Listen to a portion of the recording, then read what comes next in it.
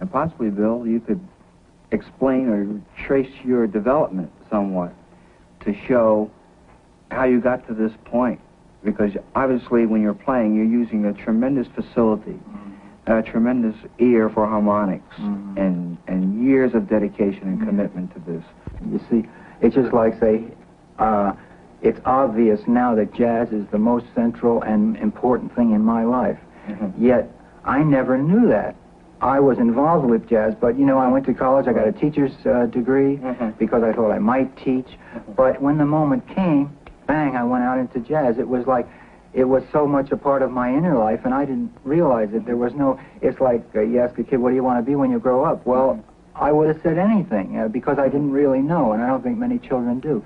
But I just became so involved with jazz that that was a natural road, and it just pulled me here and pulled me there, and finally it revealed itself as the most important thing in my life. I started studying piano when I was 6, but this was classical music. Now, from the age of 6 to 13, I acquired the ability to sight read and to play classical music. So that actually both of us, as you know, were performing Mozart, Beethoven, Schubert, and so on, intelligently, musically. But yet I couldn't play My Country 'Tis of Thee without the notes.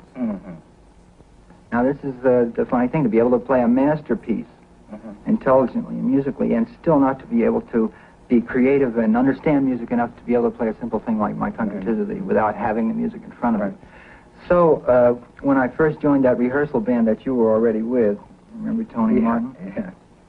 I read the stock arrangements exactly as written, you know, chunk, chunk, chunk, chunk, and once in a while they'd have a bell tone in the third chorus, you know, ding, and I'd wait for that, you know, because I had a little something.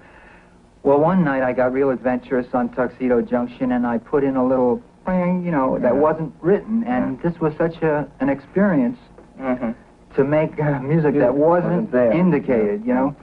That really got me into starting to want to think about how to make the music. So, of course, I learned mostly on the job, you know, and then I started to learn about changes and harmonics and how a tune was built harmonically, so that I could remember the harmony and be able to play without music and be able to substitute one harmony for another or to change the harmonies and so on.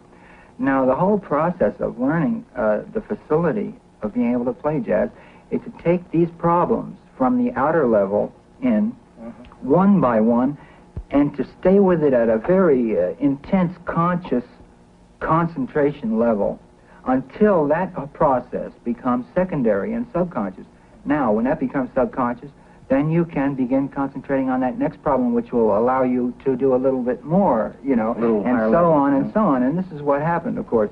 But really, it wasn't until perhaps I started playing professionally when I was 13 and played at home and maybe 4 or 5 nights a week and as much as possible for all these years. And it wasn't until I'd say maybe I was 28 or something like that that I began to feel a degree of expressive ability, the ability to now let out my feelings freely through some sort of a craft, and this was in this simple area of the popular, you know, idiom. But it is marvelous to see you get involved so quickly, you know. It doesn't take an hour of getting ready or preparing or getting in the mood or anything. It could be 2 o'clock in the morning, it could be 8 o'clock in the morning, it could be at noon. Professional discipline. Sure, you just learn to throw that switch in. As a matter of fact, there's plenty of times when you just feel like I can't possibly play, get up there and play, but as soon as you get up there and when the moment comes, you have that discipline. And there's a professional level of creativity that I can depend on and which is satisfactory for public performance always, and that I can depend on when I throw the switch. But those other high levels which happen just occasionally are really thrilling. You don't know when the heck they're going to come.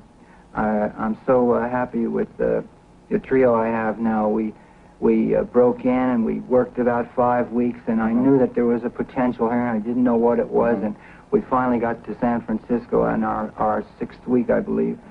And the 3rd and 4th night of the engagement, suddenly we just went into an area that was far and away above anything we'd touched. And it just proved everything to me about the potential of the group, and it was really a thrilling thing.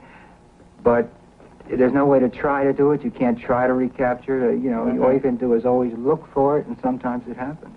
So that's how much really work it took for me. I don't consider myself as talented as many people, but in some ways that was an advantage because I didn't have a great facility immediately, so I had to be more analytical, and in a way this forced you. Yeah, it forced me to build something, you know, so that was good.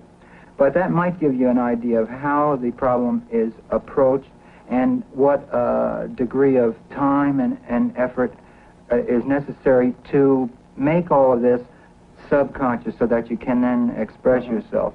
And I would certainly say it's more than worth it, but I think most people just don't realize the immensity of the problem, and either because they can't conquer it immediately think that they haven't got the ability, or they're so impatient to conquer it that they never do see it through.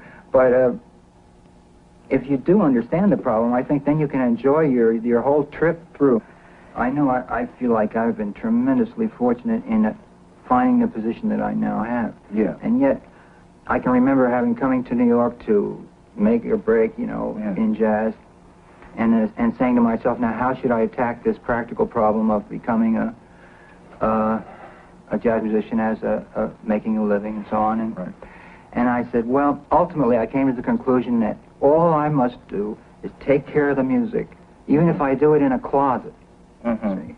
And if I really do that, somebody's going to come and open the door of the closet and say, hey, we're looking for you, you know. Yeah. And this is the way I really approached the whole thing. I never tried really to push Most doors. of us don't have this type of approach, you know. Our approach is, I have to do this and be accepted. So many of us are inclined to work and live for something else rather than the thing we're doing. I had those things going too, but I mean, I always tried to discipline myself to you know, shut them out and all that. But really, I felt that otherwise, see, if I spread myself all over the place, I would have lost sight of everything. It's like you say, isn't it terrible that there's a war here and starvation there and poverty here? Now, what am I going to do as a human being about this whole thing, you know? Yeah. Well, gosh, if you try to accept every problem, you're just going to go insane. Yeah. So you have to choose some field in which you operate at your best capacity and which will then serve as an influence to deter all these other things that you know that you're worrying about. So I figure, like, if I take care of the music as best I can and with my truest beliefs, then all these other things will be affected as I desire them to be affected, as much as I can affect them.